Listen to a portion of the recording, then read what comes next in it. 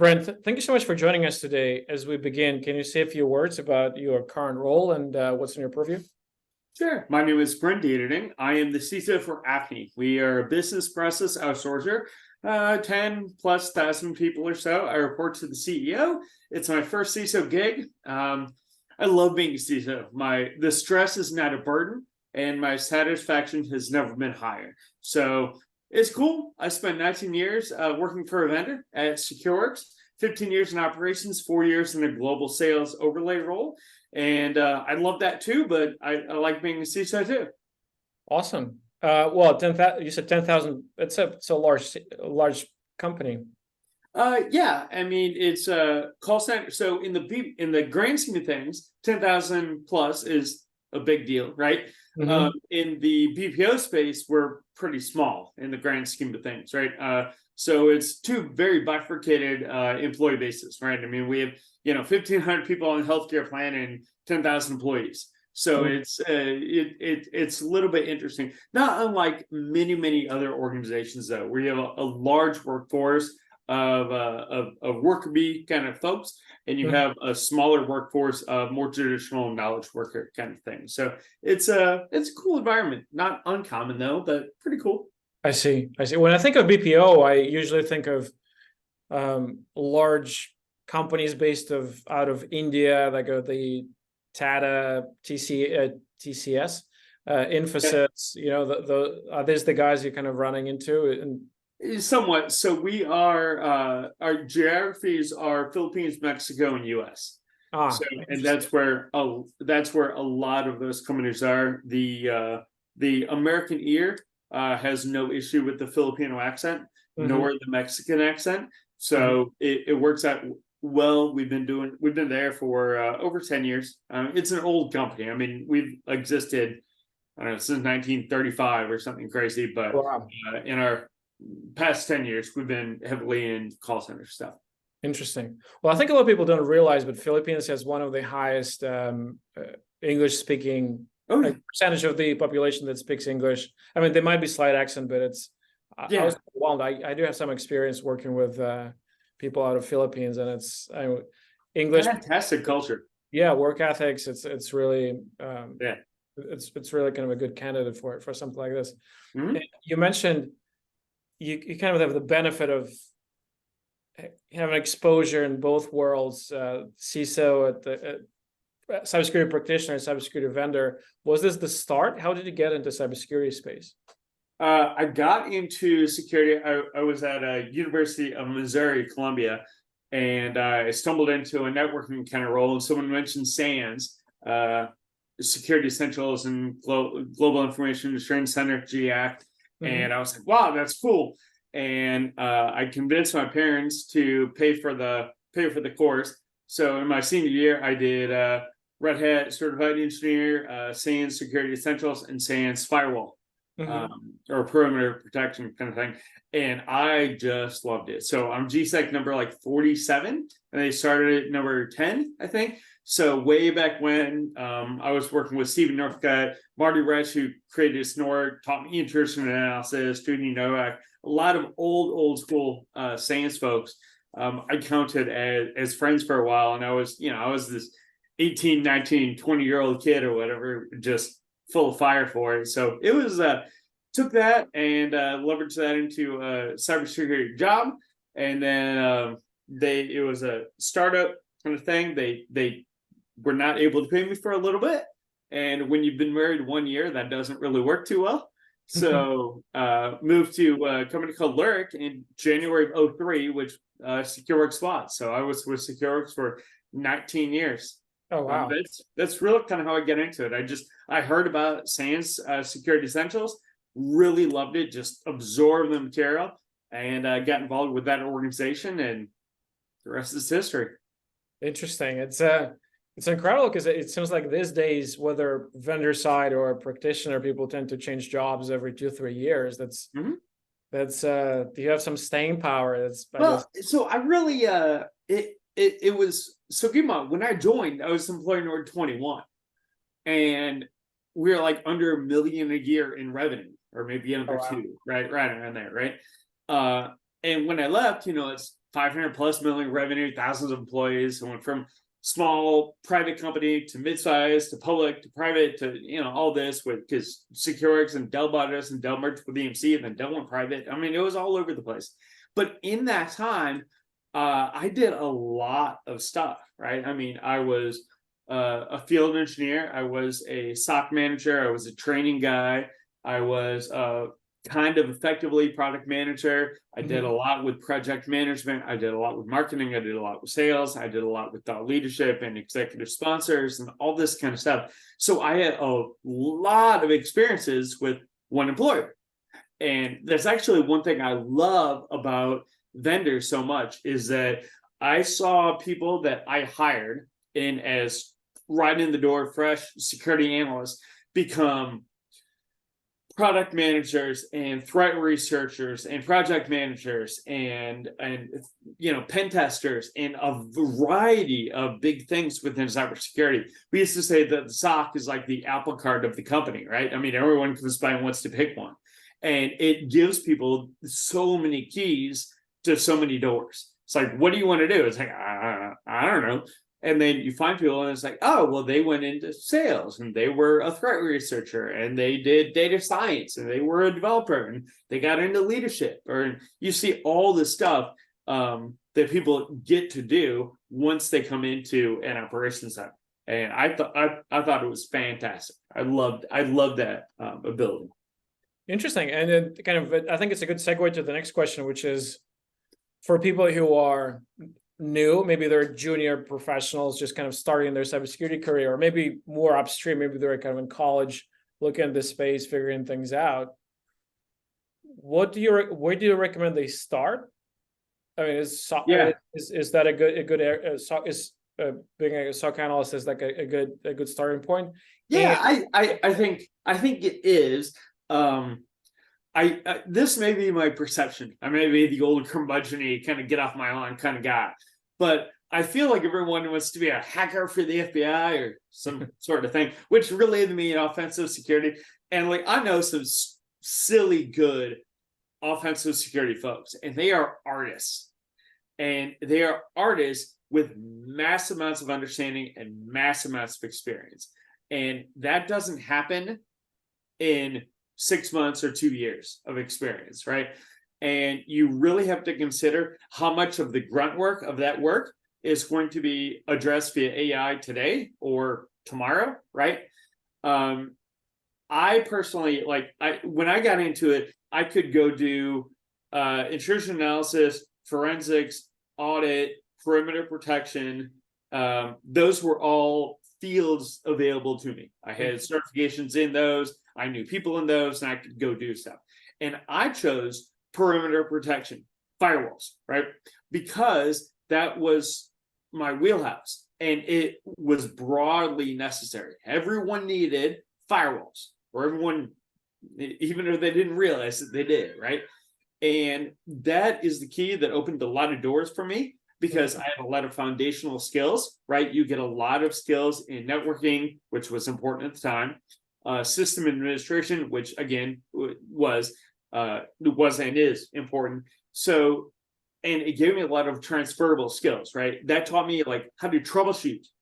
Now I can troubleshoot my furnace or a firewall or whatever else, because the fundamental transferable skill of troubleshooting and attention to detail and training your brain to deal with massive amounts of information, right? Mental bandwidth, more or less, right? So I would look for a field within cybersecurity that gets you exposure to a lot of things and gives you the ability to get some time under learning the foundational principles behind what you're doing. Even though cloud is cool and great, right? It really, really helps to understand how a transmission works, right? Anyone can drive a car, right? But the people who understand how their transmission works get the opportunity later to be artists, to do something very special. So if I were advising someone getting into cyber, I would not pursue like the cool, sexy pen tester, hacker for the government thing, right? I really like the cybersecurity audit kind of path, right? It's kind of boring, okay, maybe makes you want to gouge your eyes out at first. It would me, but it is a fantastic way to get some time, get some exposure, get well paid, and see what else is out there and what you want to do. Alternatively, if you can work for a vendor in the operations center as an analyst, I think that really can work very, very well. Because the great thing about working for a vendor is that you get exposure to hundreds of clients, not one, hundreds of different environments. And you frequently have the ability to be mentored by other people who've been there and done that. So you get the apprenticeship, you get the immersion, you get the head knowledge, you get everything that you really need to develop into a master at whatever field.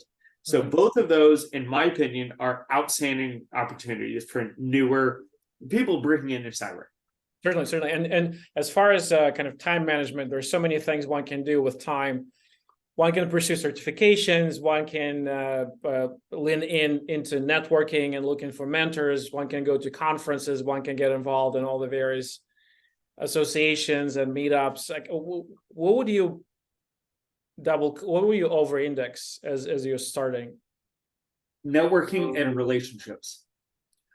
LinkedIn is fantastic. Right, it wasn't near. If it was a thing, it wasn't nearly as much of a thing when I got involved. I had a lack of options. I had SANS, right, and they were the only certification really out there, and I loved it, and I took to it, and it worked out fantastically well for me. Now we have a million people who want to sell you something for something, right? Boot camps or certifications or whatever, and those can be very expensive. The most technical security person I know has a PhD from Carnegie Mellon. The second most talented cybersecurity person I know doesn't have an associate's degree from a community college, right? So formal education, not necessarily a bad thing, but not required, right? I know brilliant people making a ton of money, both with lots and lots of education and with very, very little, right? And you know, I'm remiss. I really should mention Mike Miller on LinkedIn. Mike Miller, CISO. He does fantastic work on getting people into. And in fact, I think I actually paid. Even though I'm an established CISO, I think I paid for his course on how to break into cyber that's running in November. So early tomorrow, actually, November 7th. So. Really recommend following him. He has a little ebook. I bought it. I gave it to a kid I'm mentoring who's like 15 years old. So I think that's a fantastic practice. I'm just repeating what he has said, really. Well, it's knowing people not only can it saves you a lot of time. It's kind of like the superpowers, the shortcut, right? It's will save you time from.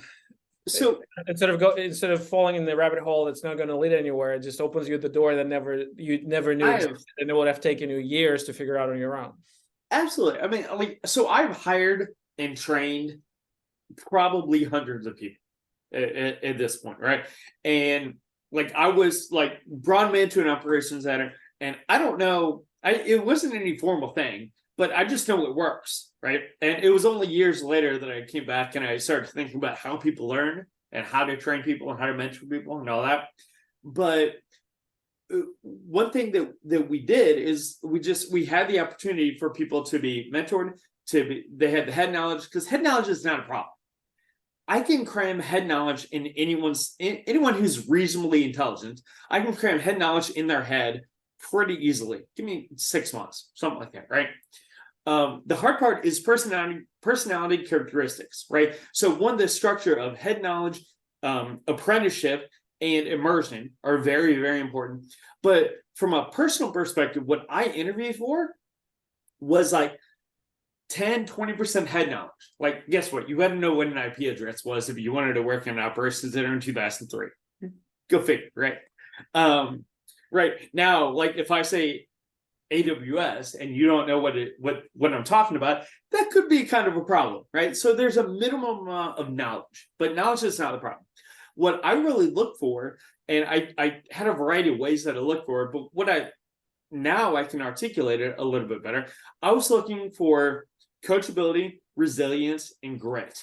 right? If you have those three characteristics, like I hammer that into my sons, right? Even though they're young, like if you are coachable, resilient, and gritty, you can do a massive amount of stuff. And that's what I did. And I think that is critical. And if you can identify that person, they can go do a lot of things. And all of these things are not just inherent, you are. Like you've got to train and develop these skills within yourself, as well as frankly networking, forming relationships, right? And that can happen for a variety. You don't have to be an extrovert or anything crazy, right? But you like the fact of the matter is that networking makes a massive difference, because if you are coachable, gritty, and resilient, you it's like a light bulb is over your head. Like you stick out. People notice those people, and people want to work with those people. I give you an example. I interview a guy. So I used to get called in to interview all across the company because I was pretty good at interviewing people. And I came down, we were doing this hiring blitz, and we were going to hire like 100 people or whatever. And so you sit there and all you do is interview people for like 4 days. Mm-hmm. All right. And I interviewed this one guy who on paper wasn't anything special, right? I mean, his experience had been like Geek Squad at Best Buy or something, right? But I talked to this guy for not long, like 15 minutes. And at the end of the day meeting, when we came back, I said, I want to work with that guy in 10 years. That guy is outstanding. We need to hire him. And other people were kind of lukewarm. And I was like, no, hire him. And we did. And it worked out fantastically well, right? And I've had the ability to come across a lot of people like that I was like, man. And some of like those people that I hired and trained are doing awesome things within that company, within the industry, all over the place. And I'm gonna be like, yeah, I trained him in 2008. I don't get credit. It's all him. I was just there, and I had a role in identifying that talent. Yeah. And it is awesome. And what it is great coachability and resilience.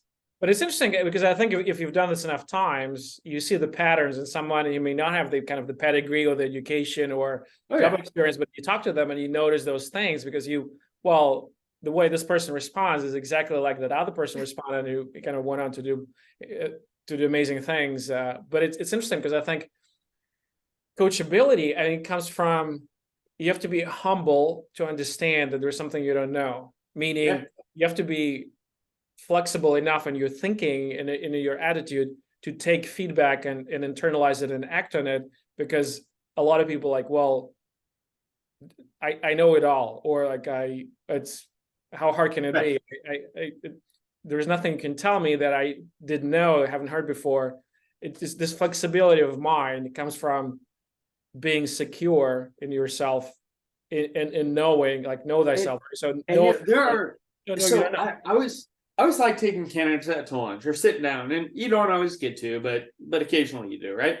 And I almost identified some things like you don't encounter this super often, but if I did, this would be a big thing. I like barbell training, right? Show me someone who has built a double bodyweight squat, and I want to hire them, right? Because to do that, they had to be coachable. You don't get to that level. I mean, okay, if you're 18 and chock full of testosterone, then maybe you can get there, right? Easily. But most people can't get there easily, right? So they're coachable, they're gritty, they're resilient. Just by doing that, I know what was required to get there, right? And you can get a bachelor's degree and not have any of that, right? You can't build a double bodyweight squat doing it. You can't build a triple bodyweight deadlift. There's all sorts of stuff you can't do unless you are gritty, coachable, and resilient. I have a feeling that college athletes are probably very, very, very similar. If you are able to compete as a college athlete, probably there's a lot of transferable skills here that I would like to have. I actually identified one. This isn't so applicable anymore, but I was talking that second most technical guy. I was talking to him. He ran a top 10 in the World of Warcraft guild back in the day. Wow. And he didn't put, he's like, yeah, I didn't know. I thought it would make me too nerdy, put it on my resume. I was like, oh my gosh, you absolutely should have. He wrote articles like reverse engineering all the characteristics and every patch and all that. He coordinated like a large group of teenagers who were all over the place, right? Got him recruited. That is hardcore leadership. I was like, dude, that would have been the best story ever to tell in the interview, right? And translate that to like, this means I have da da da. You're like, whoa, that's amazing, right? So I think a lot of people have very transferable skills that they don't necessarily recognize as being super valuable. And the easier you can make it on the interviewer, the better it is, right? No, some interviewers are going to sit there and check the box on whether you have whatever certification or years of experience or whatever. But for those of us who actually look at you, it makes it. I think it's helpful. Like when people, when they go to an interview, yes, I think a lot of people over-index on the technical skills or certifications, but going into interview, you need to understand that you've been looked at and you've been judged against those three things. Like the resilience and grit. It's not something that usually comes to mind, and it's not something. I find it funny. Like going back to LinkedIn, people put, "Oh, like I'm a thought leader and a visionary." Like it's only someone can care about you. Sure, it's someone you can't put in the resume. I've grit. I'm resilient, right? So it's something that comes from specific experiences. But again, to double click on resilience, I think the other side of this coin is boundless curiosity, right? So resilience is like you never stop, and you hit a roadblock, you just push through, and you can only do this if you can feel passionate about something for an extended period of time. So in other words, if you're not curious, it's hard to be resilient because you just give up and move on to something. So I used to say I primarily cared about intellectual curiosity and attention to detail. And it's not that those are bad. I just kind of shifted to grit, coachability, and resilience. Right. But kind of same, right? I mean, either way, however you want to articulate it, but and it is really hard to put that on a resume, right? Which is why like I'm not the best like resume coach ever, but like you put me in an interview, I'm good, right? You picked up on an interview, right? You picked up on a World of Warcraft that he totally should have put it in the resume because he totally should have. That's fine. He's doing just he came in as an intern, and I was given a project. We had a guy got promoted to a senior analyst. I was giving him projects. Then I found out that he was just offloading them to my buddy Kyle, and I was like, oh well, I'll just go talk to Kyle the intern. He's like, yeah. I'm like, all right. He was doing a great high-end like senior analyst on the side from what he was supposed to do. And he was making like, I don't know, $18 an hour or something. And I was like, okay, come here. We're gonna hire him. Right. And it was fantastic. Fantastic to identify those well, Brent, going back, that's awesome. Going back to your LinkedIn, you mentioned LinkedIn as kind of where things are at.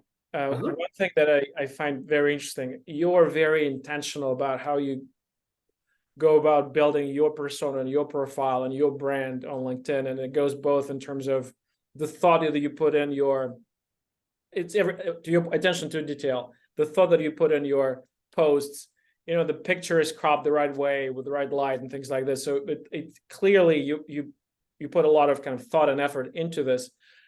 Tell us about, how do you think about, like, you spend time on this, like what is that why you do this, what are you looking to get out of this? I don't know why I'm doing it. I'm doing it because I like engaging and having meaningful conversations about this stuff. I don't really necessarily know what I want to be when I grow up, but I love what I'm doing now, right? I mean, like I said, being a CISO is awesome for me. The stress is not a burden. And my satisfaction has never been higher. So I love it.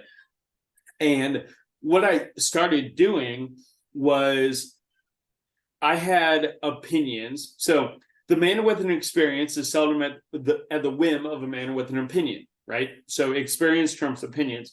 Well, I had, when I decided that I wanted to become a CISO, right? I had all these opinions, okay? And I wrote them down in a spreadsheet. And I was like, I believe this. whatever this was, right?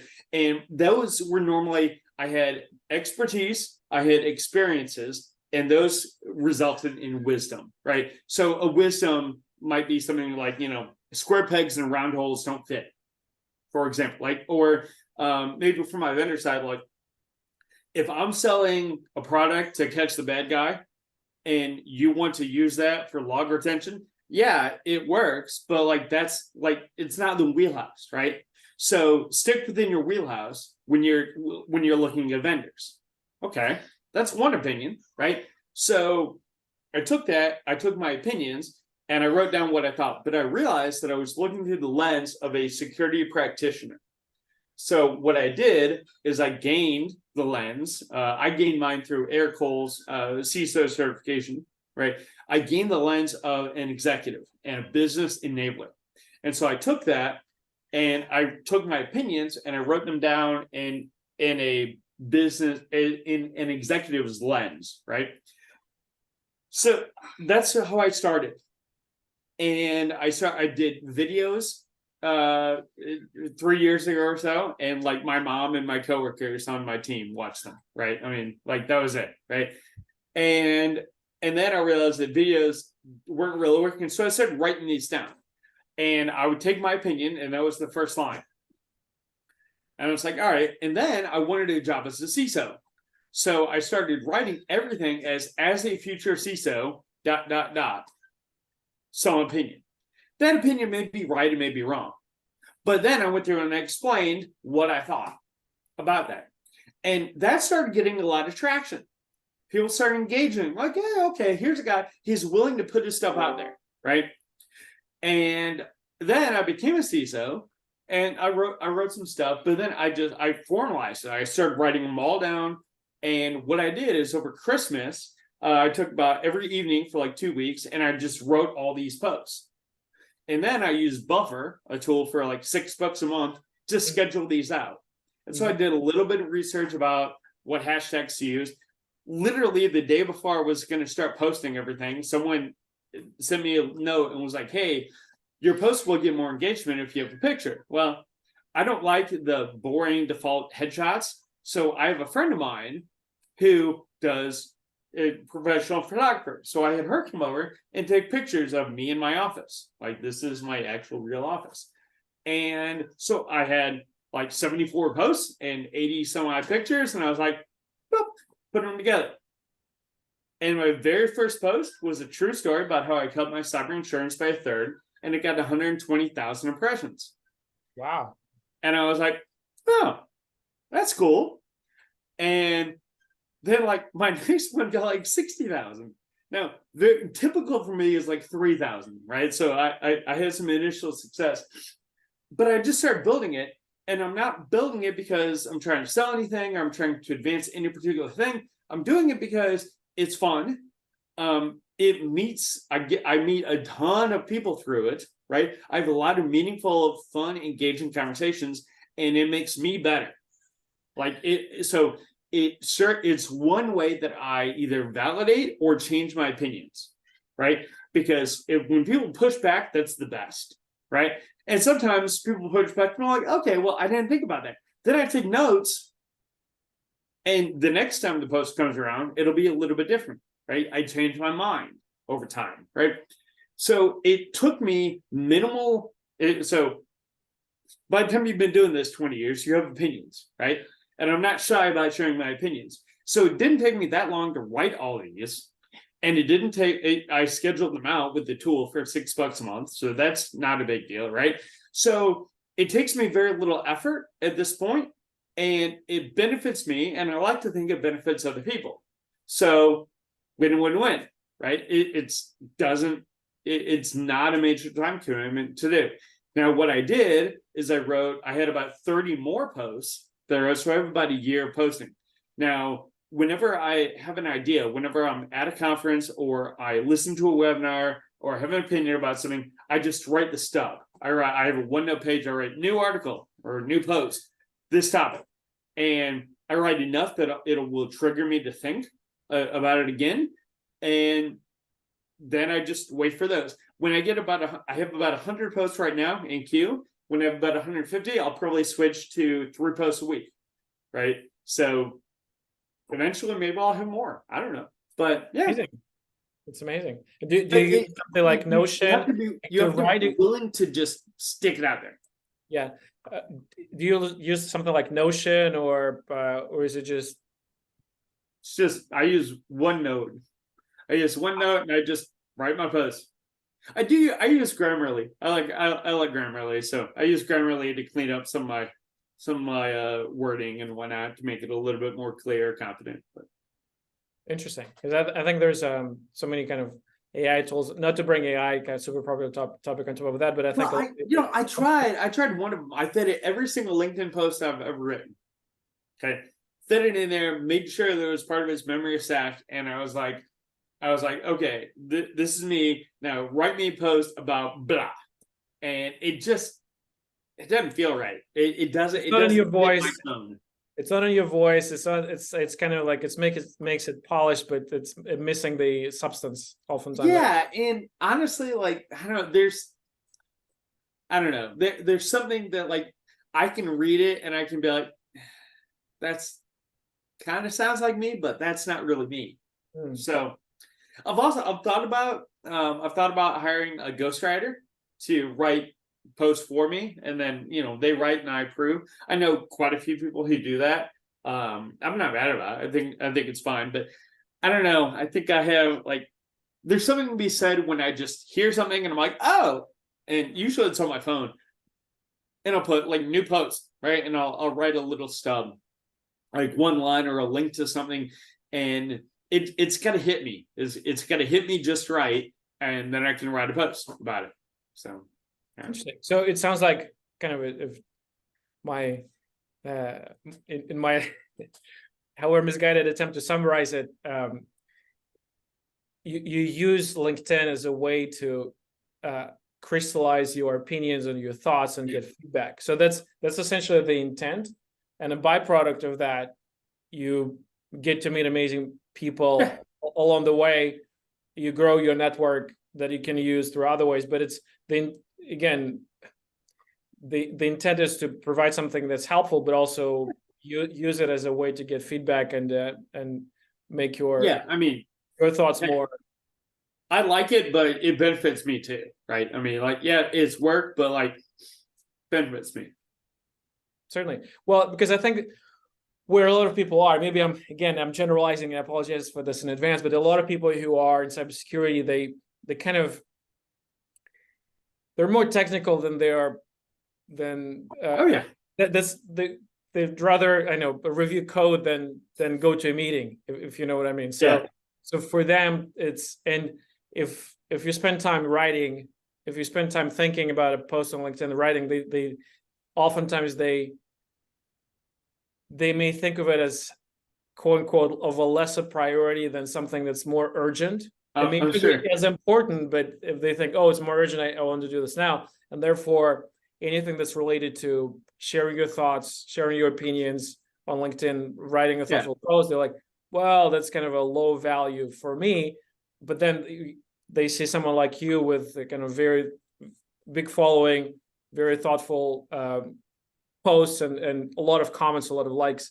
They're like, well, I kind of wish I did that, but they never dedicate time. But it sounds like you developed the system where it sounds like when very quickly, if something catches your eye or you hear something at a conference, you make a note and then you develop it into post. And then you don't spend a lot of time ongoing. You probably sit down and hammer, a dozen posts and then schedule them, and you're done. You're done for 6 months, and then you kind of I have a year. So I have 100. I just like 3 or 4 weeks ago, I started my new 100 posts. So 2 posts a week for 50 weeks, right? And I usually I pause my queue if I am out of town or I'm not. I'll be traveling or whatever. I pause the queue, which was I learned that lesson the hard way.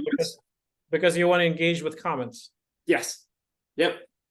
And it also means if I put something out there that goes sideways, then I need to be able to clarify or pull back or whatever, which happened one time and it was ugly, but I learned from it. So, well, I can just mute people or remove them, right? I have never blocked or removed anyone, nor have I ever deleted a comment. I deleted one post that went sideways, and that was on me. I failed to communicate what I meant to communicate, and Twitter got a hold of it, and it went real ugly, real quick. And if you've never had a couple 100,000 people telling you that you suck, it's even for someone who's unjustifiably self-confident like me, it messes with you, at least for a couple hours. Like it knocked me down for a day or two. No joke. But hey, if something I'm completely willing to take advantage of other people's misfortune and my own. I mean, if it's gonna suck, I better get some value out of it, right? So I learned a lot. I made some mistakes, but it didn't kill me. It wasn't a material impact to my brand. So we'll be okay. Well, it's as you said, it's a learning experience. But that also what you said, if you schedule them in advance that far out, it means that the content needs to be evergreen, meaning certain things evolve and develop so fast. Then if you create a post on AI today, yeah, from now it will feel ancient. So it needs to be the talking points need to be kind of evergreen. And you write them with this in mind? Or you go a lot of my opinions are, like I said, experience plus expertise equals wisdom, right? And so a lot of them are kind of timeless, and not necessarily super topical. Now I do on my posts drop every Tuesday and Wednesday. So on Monday, Thursday, or Friday, I will post other stuff. Like, for example, we recently had Tim Brown and SolarWinds, SEC charges, all that. I wasn't comfortable putting a full opinion out there yet. So, but what I did do is I found the SEC complaint, the 68-page thing, and I said, hey, I bet there's value in reading this entire damn thing. And I stuck it out there, right? And surprisingly enough, that got a couple thousand impressions, right? Which is okay, fine. Like, I don't really count impressions, but I kind of sort of know approximately where things are. And so when it's something topical, I'll stick it out there as just an ad hoc post. I try to do it on days I don't have another post because I think the LinkedIn algorithm doesn't like that, maybe. So I don't obsess about that, but I kind of know a little bit about it. So apparently consistency matters. I'm a CISO. I'm fighting bad guys in the dark, and I spend most of my time with my team and with my infrastructure. And I realize I'm looking in LinkedIn. I'm going LinkedIn once a week and realizing that I'm missing out.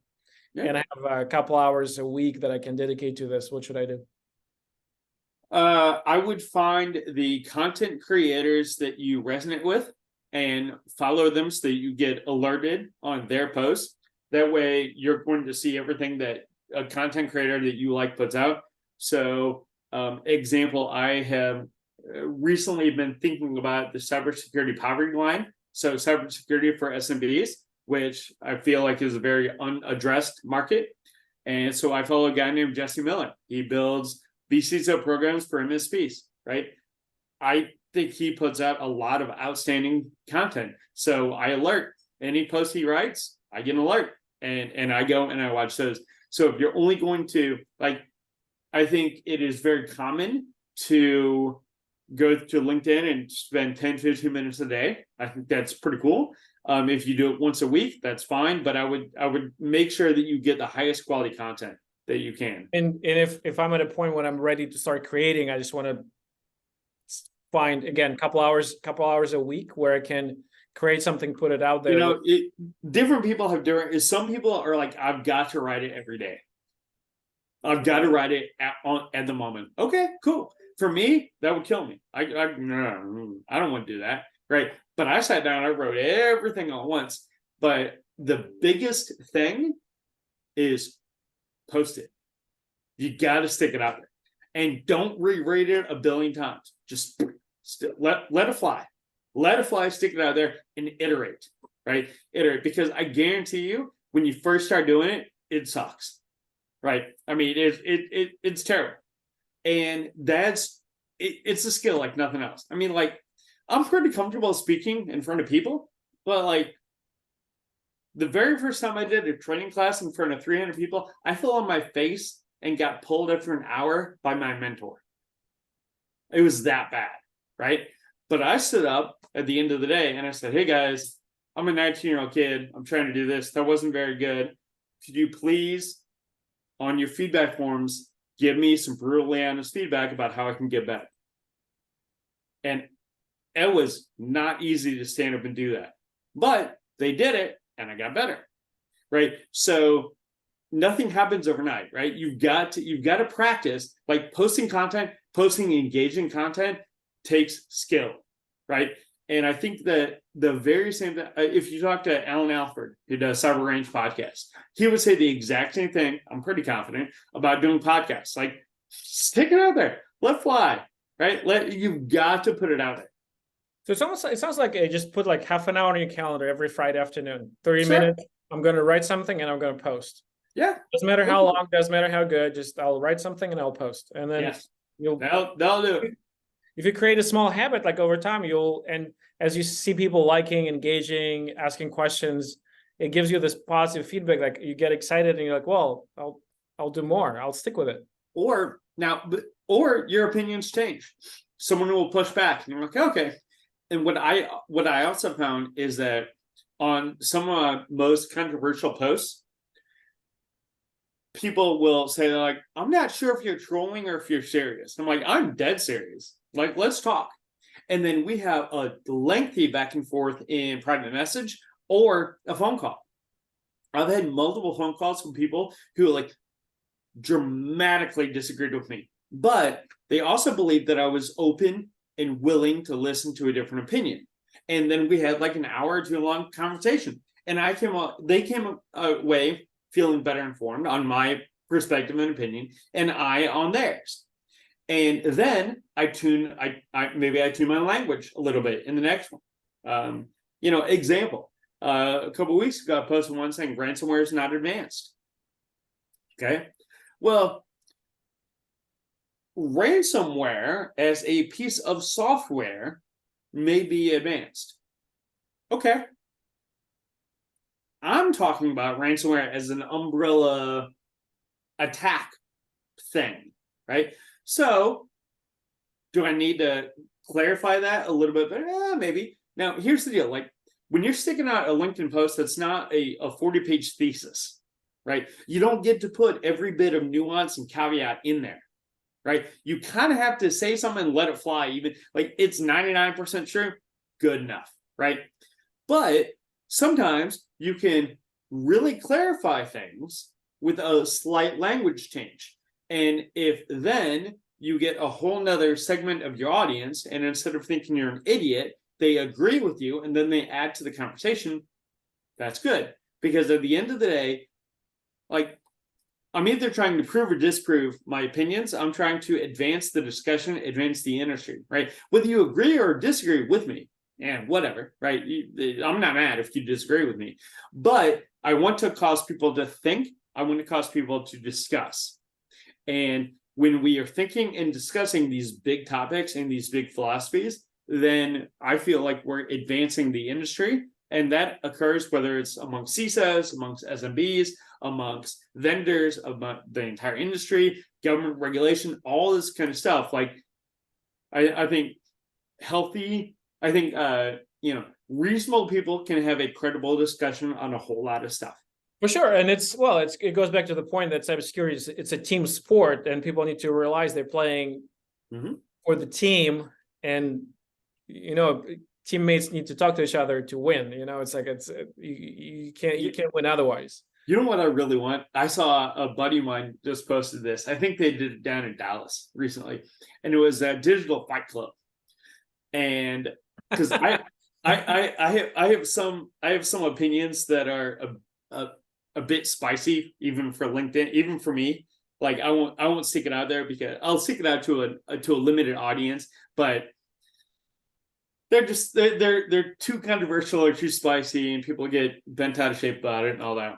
But I've wanted to do a fight club kind of thing before, but within CEORX, for example, it didn't work as well because I was either like the perception was that I was punching down, or that like if people don't understand the dynamic, then it didn't work. So I was going to do it with my boss, and that would have been fun. They don't understand it's not a personal attack. You're not Yes. taking them personally, which I think people maybe Yeah, a little bit insecure. They take a lot of things personally when they're not. They're not meant. And I was like the global pre-sales guy thing, right? So if someone came away, if a seller, for example, came away thinking, man, Brent's an asshole, that guy didn't want to work with me then, right? So I need someone who like I it has to be a neutral third party. But like I would love to go against someone else and be like, hey, I think spicy opinion, and have someone be like, no, I think you're totally wrong. Be like, all right, let's go and fight. That would be fun. I would really love Speaking of spicy opinions, I noticed that one of your posts actually kind of it took off in a way, and I think it's also your perspective is very interesting because you've been sitting on both chairs. You know, you were with a vendor for a very long time, and now you're a CISO practitioner. So you have both sides of the universe. And I know that a lot of, and just again, speaking with the AFNI members, every time we bring the topic of vendors, it's often kind of evokes a very visceral, emotional reaction. Because on one hand, at the end of the day, vendors build tools that make organizations secure. So it's not, they're necessary. It's an integral part of the cybersecurity ecosystem. They're fantastic partners. There's no question about it. At the same time, a lot of them are venture funded, or maybe the private equity backed. Maybe it's a public company, or they have kind of very hefty goals, and they have a lot of adequately incentivized salespeople who see a person who's breathing. They see the person as a potential client, so they go into kind of pitching mode, and they want to close you either to a demo, a phone call, to see what have you. So on the one hand, you need vendors, but on the other hand, a lot of behaviors, a lot of incentives are structured in a little bit, I would say, lopsided way. Yeah. And there's always, CISOs want a long-lasting, mutually beneficial relationship, but vendors often want something that's transactional to make their number move for the quarter, which is next Monday. So how do you think about balancing those two, both in terms of, I know, fixing expectations, fixing incentives, fixing communication lines? Like what's the baseline best practice in your view? Relationships win the day, because no one ever bought a damn thing, whether I'm selling an idea internally or whether a vendor pitching a product, right? No one ever bought anything based on head knowledge alone, right? If I go to a prospective client and I go, oh, hey, here's my PCI and SOC 2 Type 2, I'm secure now, right? You're good, right? No. If I do the same thing to my cyber insurance company, if I'm selling a product and I say, oh, our widget is the best whiz bang thing ever because of these data points, no one buys anything based on that. No one convinces anyone else based purely on head knowledge, right? People buy, and the currency of cybersecurity is trust, right? And what you're trying to emote, or to get people to emote, is trust and confidence, right? Trust and confidence are emotions. Emotions only trigger based on a relationship, right? So what you get is you get the typical outreach, the DGRs calling, the cold calls, the copy paste emails, all that kind of stuff is, to use a kid's term, is cringy, right? And the reason it's cringy is because fundamentally you are asking me to do something when there's no relationship. And translate that to real life, right? If I'm at my kid's football game and a parent that I just talked to for 20 minutes is sitting there and is like, oh, hey, if you're going over to concessions, could you grab me a bottle of water? Yeah, sure, man, no problem. I got it. There's a little bit of a relationship there, so I'll do a little bit of work for it, right? Normal human interaction. If I'm walking over to concessions and some complete stranger is like, hey, will you go buy me a bottle of water? I'm like, it's kind of odd. Maybe I will, maybe I won't, but like, it's weird. So when vendors are like, hey, will you read this white paper? Hey, will you reply to me? I've put zero effort into having a relationship with you. I don't know anything about you. I did zero research. I don't know anything, but will you do something for me? It's cringy, right?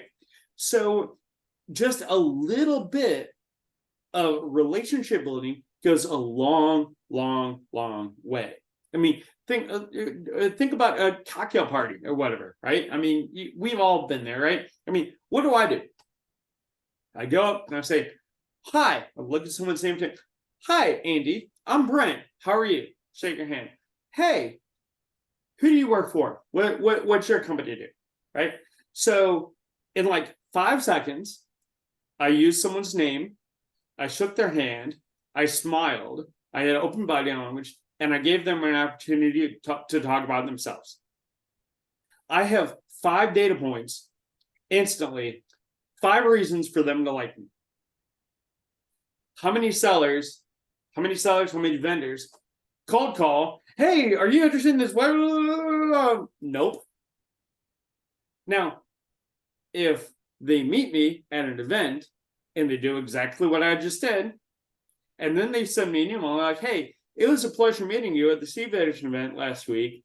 We talked about this. Are you open to a further call to explore more opportunities or more detail or whatever? Man, I have 5, 6, 7 positive data points about that person. I may take that call. Right? So it's all relational, but that doesn't take much time. It takes seconds to form that relationship.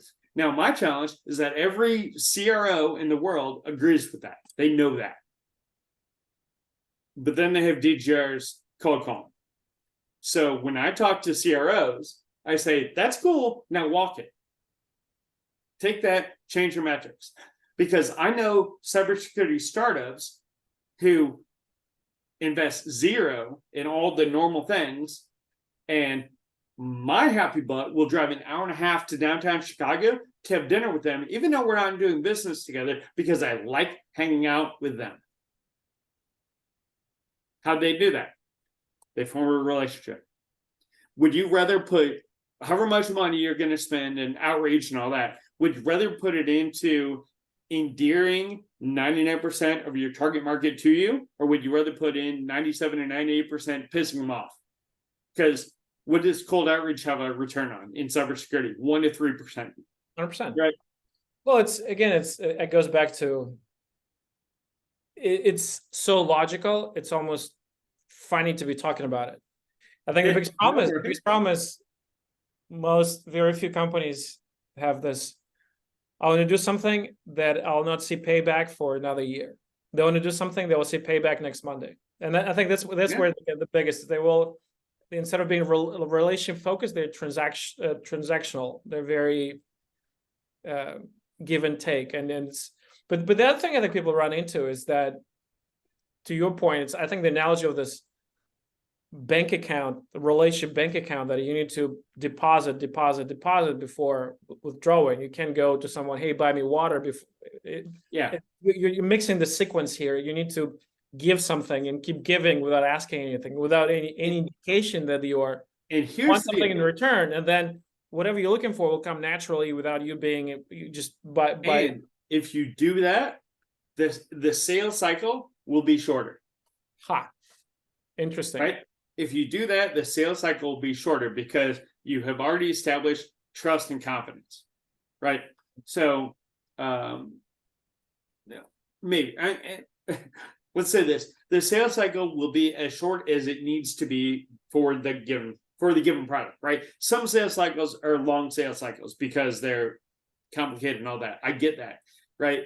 But there is no reason, like one thing that I do, in sales, they use the MEDDIC is a common framework, right? Mm-hmm. And so when I talk to vendors, I give them MEDDIC information. And part of it is like, don't put me in expect. Like, don't put me in expect. If your regional director calls me as an executive sponsor, I'm going to hang up on him. Like, don't do that. Don't put me in some sales cycle metric thing. And I mean, I had quite a few deals that closed in one call. Like, I had one call, did my pitch, didn't hear anything. 3 months later, hey, they closed. Really? Okay, cool. That's fine, right? So you can build relationships and sell at the same time very quickly. It's getting that first meeting, but getting in the first meeting, quite honestly, the bar is pretty low. And at that point, honestly, you could have the best widget product out there, but if the timing is wrong, it doesn't matter, right? I came from SecureWorks, 19 years. I helped build the place. I love it. I love SecureWorks. Did I come in as a CISO? Did I hire SecureWorks? Nope. You know why? I had a 3-year deal. Do you think I'm gonna double up my spend on something? Absolutely not. Probably not, right? So even if there's the relationship, even if the product is a great fit, even if I love everything about it, but the timing is wrong, right? And I had exactly that several times where I talked to a company in May and I was like, hey, cool, not for me, but cool. Then it became for me in November, and I called that seller and I said, hey, let's get on the phone for an update next week. Here's my calendar, and go ahead and cut me a PO for this scope. And had the call. They updated me. I had the PO in my inbox. I signed it that Friday because there was a relationship there. That's how it happens. Brent, I know we're coming up on time.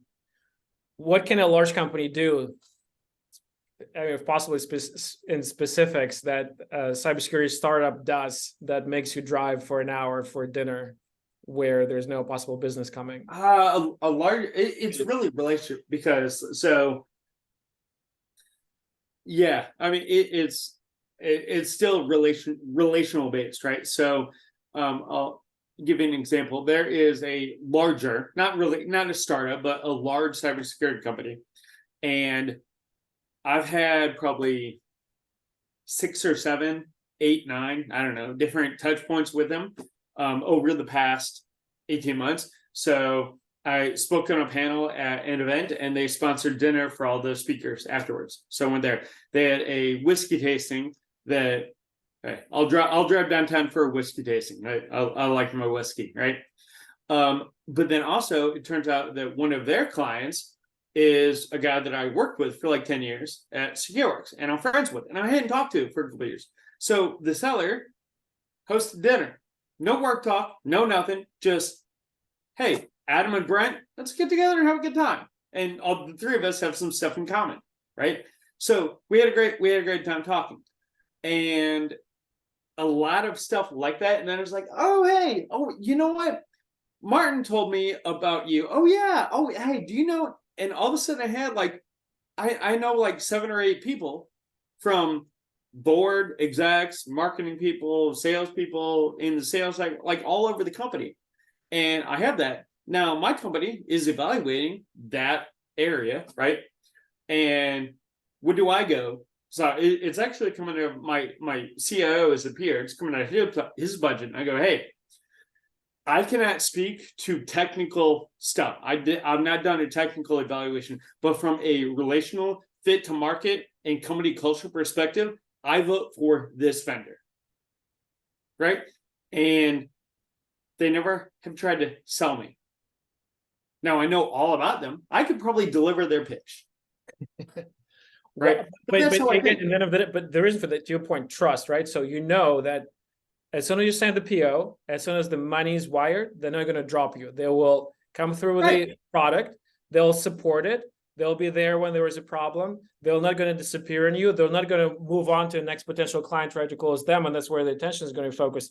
They will stay with you because you have this relationship. You know them. They will not let you down. And they started building their relationship 12 months before they even knew that we were evaluating that product. Play the long game. Let's play a long game. Trust and relationship. Awesome. Brent, thank you so much for being so generous with your time. This was awesome. Lots of fun. I hope we can do this again. Or we can do it LinkedIn, I imagine. Yeah. Is that the best place for people to follow you to connect? LinkedIn, yeah. Sounds good. Thanks, Brent.